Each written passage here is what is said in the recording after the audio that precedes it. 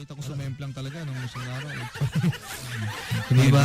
Walang pinagkaiba ang Pilipinas. Dumadami ding tao doon. Dito ka na lang sa Pilipinas. Saka may anak ka, 4, saka asawa mo, pwede pang maayos yan. Oo, di ba ang dami mo pang dapat ayusin na problema. Tantanan mo na yung kalandian mo, ha? Tama na yung chat-chat na yan. Burahin mo yung burahin mo yung conversation nyo sa Facebook. Alam mo kasi paminsan, kapag walang ginagawa ang isang tao, nakaka-addicting kasi ang Facebook eh. Di ba?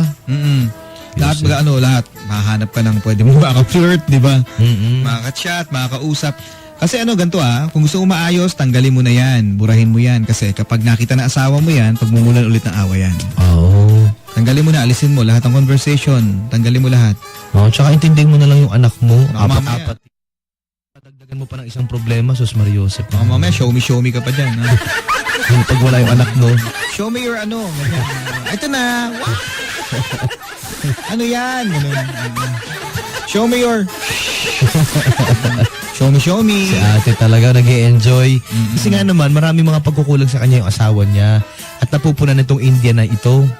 Diba? Magkano na bang padala ni Indian, ha? Ilang rupee ba?